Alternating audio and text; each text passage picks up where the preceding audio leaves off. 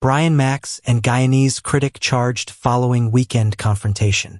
Brian McIntosh, widely known as Brian Max, and social media personality Mikhail Rodriguez, known as Guyanese critic, were charged on August 25, 2025, following a physical altercation over the weekend. The two men appeared before Magistrate Leroy Daly at the Georgetown Magistrates Court, facing separate charges related to the incident that occurred on Saturday, August 23, at Lalyuni Street, Georgetown. McIntosh, 59, of Turkian, Georgetown, was charged with using abusive language towards Officer Rogers and provoking both Rodriguez and Rogers with the intent to insult or annoy them.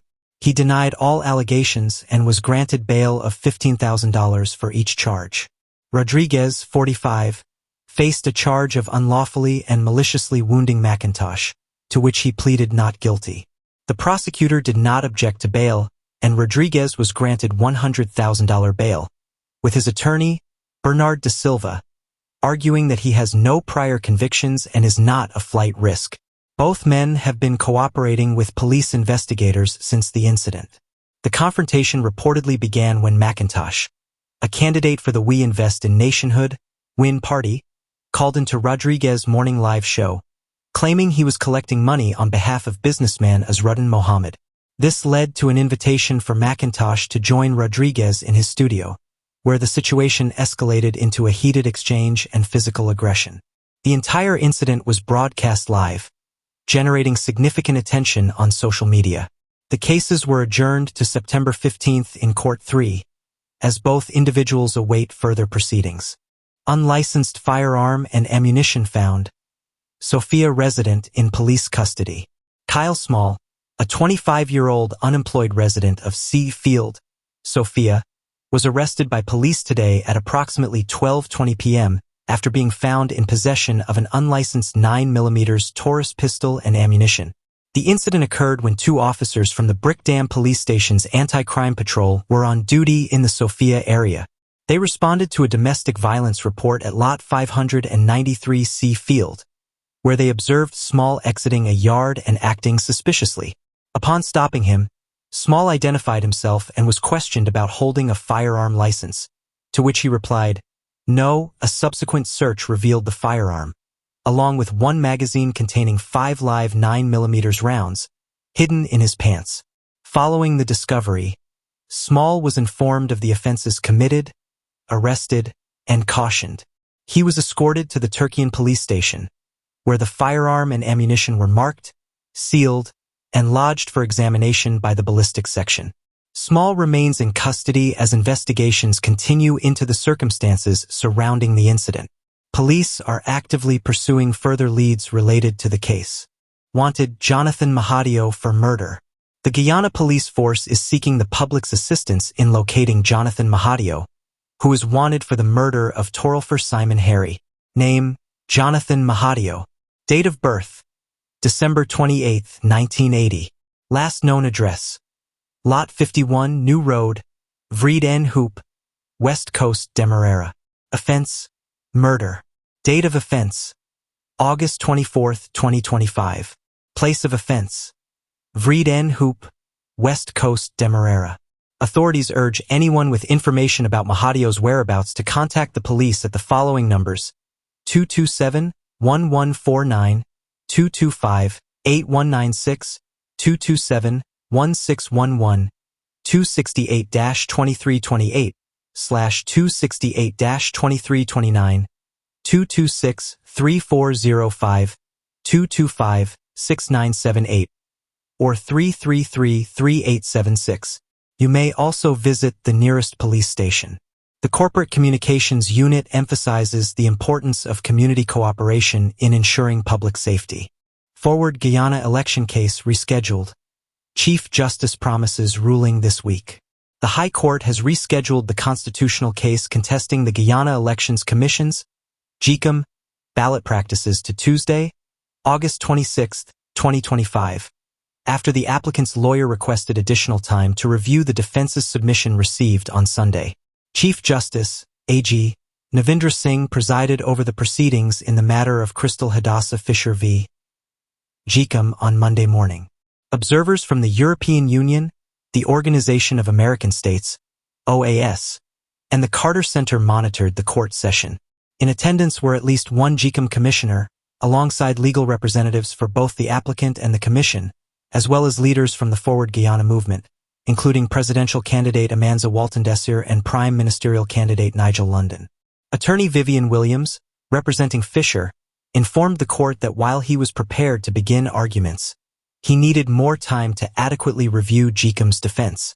Chief Justice Singh, emphasizing his commitment to delivering a ruling within the week, agreed to reschedule the hearing. GCOM was represented by attorney Arudranath Gasai, standing in for senior counsel Anthony Astafan, while Attorney General Anil Nandlal appeared alongside Trishana Lal and Rahana Clark. Nandlal supported a swift resolution, arguing that the issues at hand are rooted in pure law and do not require additional evidence beyond GCOM's affidavit. The case centers on a fixed-date application filed by Fisher, a national candidate of the Forward Guyana movement, FGM. She claims GCOM's exclusion of her party from ballots in Regions 7, 8, and 9 violates multiple constitutional guarantees, including the right to vote, equal suffrage, non-discrimination, and proportional representation.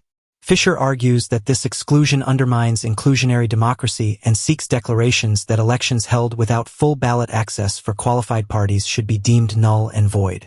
Outside the court, Williams expressed confidence in his client's position, stating, "No law exists to support GCOM's practice of removing parties from ballots in regions where they do not field geographic candidates." He challenged critics, asking, "Where in the Constitution or the Representation of the People's Act does it say that?" Attorney General Nandlal indicated that the state is prepared to defend GCOM's interpretation, asserting the constitutional significance of the case, which some government supporters have dismissed as frivolous. With national elections approaching next Monday, Chief Justice Singh has signaled that arguments will conclude on Tuesday, with a ruling expected before the end of the week. Dorwayne Bess slams Azruddin Mohammed as corrupt and untrustworthy. Newsroom Guyana reports, Forward Guyana chairman Dorwayne Bess has fiercely criticized businessman Azruddin Mohammed, labeling him corrupt and manipulative in a video statement. Bess alleged that Azruddin improperly took over his fuel license and accused him of exploiting his authority. He expressed shock upon discovering Azruddin's involvement in the fuel business, questioning the fairness of corruption claims. Despite urging from party members to meet Azruddin, Bess refused, citing attempts by Azruddin to create discord within their ranks. He described Azruddin as a narcissist who operates independently and lacks genuine collaboration. Bess recounted a meeting where Azruddin proposed merging their political efforts while failing to clarify his party's identity or purpose. He also raised concerns about the implications of associating with someone sanctioned by the U.S., which could jeopardize his family's safety. Bess emphasized that his colleagues can support his claims. Trinidad PM pledges support for Guyana in the event of Venezuelan aggression. Prime Minister Kamala Persad-Besesser of Trinidad and Tobago pledged support for Guyana in the event of Venezuelan aggression, stating her government would grant U.S. forces access to defend Guyana if needed. "If the Maduro regime attacks, my government will unhesitatingly grant access," she affirmed. Her comments reflect growing regional concerns over Venezuela's intentions and coincide with the U.S. strengthening its military presence in the Caribbean. Persad-Besesser emphasized that Trinidad and Tobago will act independently on security matters, highlighting threats from organized crime, drug trafficking, and rising gang violence in the region. She noted that these issues have compromised government effectiveness, making international cooperation essential for security.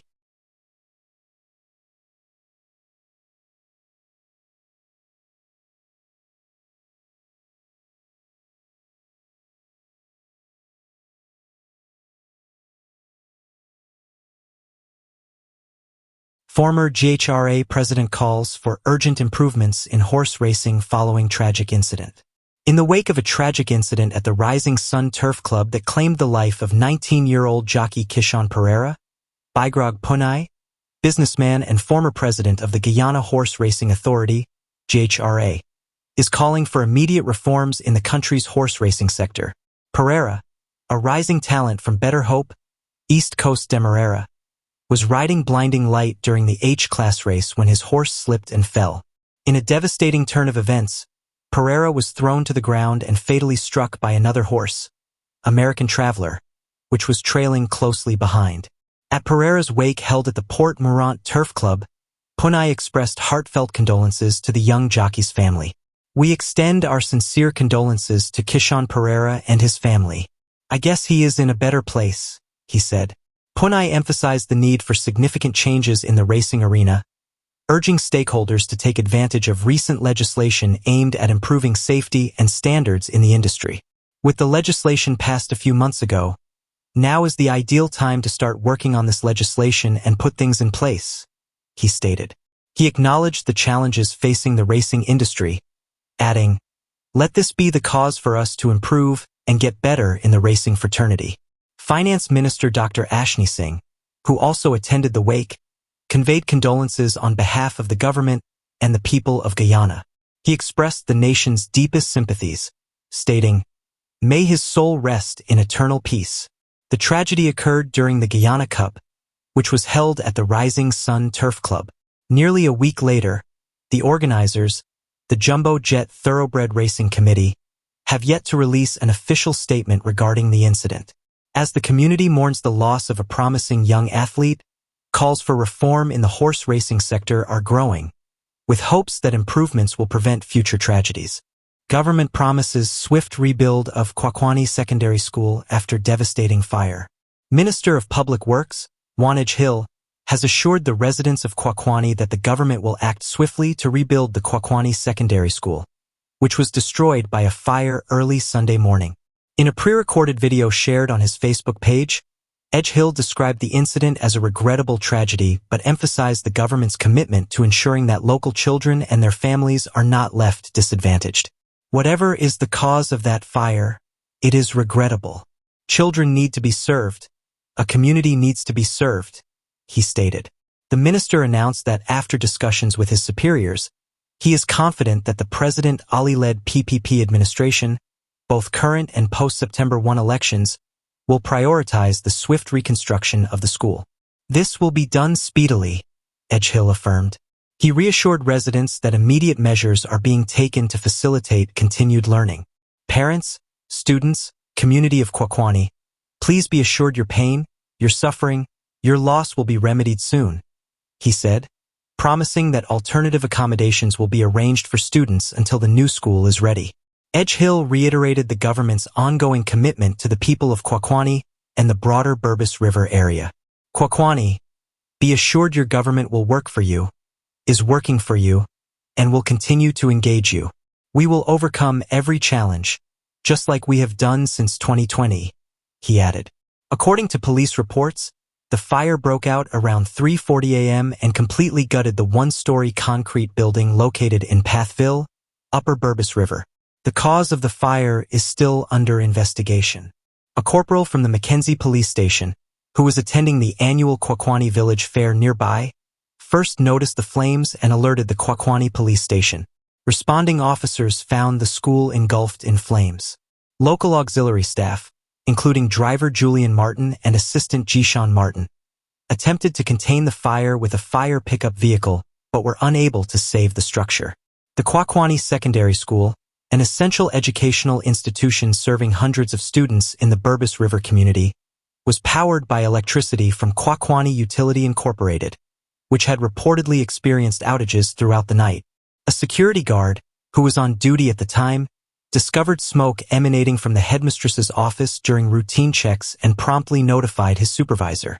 As the community grapples with the loss, the government's commitment to rebuilding the school aims to restore a vital resource for education in the region. Kwakwani students set to return to school by end of September, says Education Ministry. Students attending Kwakwani Secondary School are expected to return to classes by the last week of September 2025, following a devastating fire that destroyed a section of the school on Sunday. The Ministry of Education made this announcement in a press release on August 25th, reassuring parents and students that efforts are underway to minimize disruptions to education. While the cause of the fire remains under investigation, the Ministry of Education, along with regional authorities, is working to ascertain the circumstances to ensure students' education is not unduly disrupted, the ministry stated. The fire, which occurred in the early hours of Sunday, destroyed vital areas of the school, including the Information Technology Laboratory, the head teacher's office, an auditorium used as classrooms, the library, staff room, and student and teacher washrooms. Shortly after the incident, a team led by Deputy Chief Education Officer, Administration, Mrs. Tiffany Harvey, along with Assistant Chief Education Officers Mr. Sherwin Blackman and Mrs. Sauda Kadir Grant, visited the site to assess the damage and determine measures for a timely resumption of classes. The ministry further assured stakeholders that Kwakwani Secondary School will be rebuilt to modern and higher standards. According to police reports, the fire started around 3:40 a.m., completely engulfing the one-story concrete building. The cause of the blaze is still under investigation. A corporal from the Mackenzie Police Station, attending the annual Kwakwani Village Fair nearby, first noticed the flames and alerted the Kwakwani Police Station. Responding officers found the school engulfed in flames. Local auxiliary staff, including driver Julian Martin and assistant Jishan Martin, attempted to contain the fire with a fire pickup vehicle but were unable to save the structure. The school, a key educational institution serving hundreds of students in the Burbus River community, had been experiencing power outages throughout the night, as reported by local utility provider Kwakwani Utility Incorporated.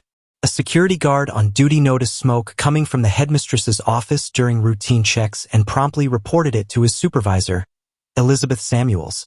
As the community rallies to support the recovery efforts, the Ministry of Education is committed to restoring educational services for the students of Kwakwani Secondary School.